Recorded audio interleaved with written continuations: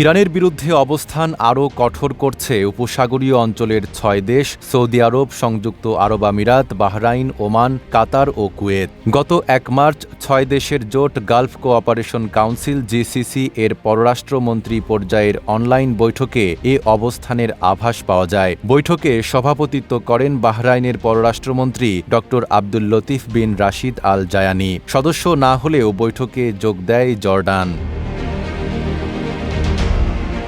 ২৮ ফেব্রুয়ারি তেহরানে ক্ষেপণাস্ত্র নিক্ষেপের পর ইরান, ইসরায়েল ও যুক্তরাষ্ট্রের মধ্যে সরাসরি সংঘাত শুরু হয়। প্রথম ২ দিনে উপসাগরীয় অঞ্চলে অবস্থিত ২৮টি মার্কিন ঘাঁটিতে ক্ষেপণাস্ত্র ও ড্রোন হামলা চালানোর দাবি করে ইরান।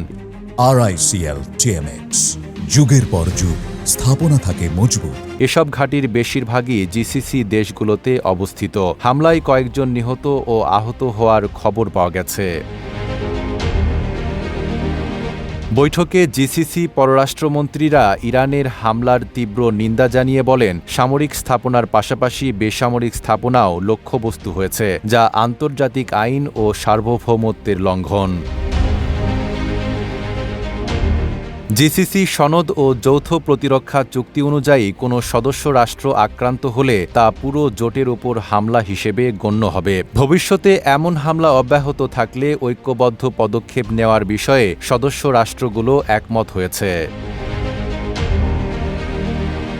নাঈম আরাবী, ঢাকা পোস্ট।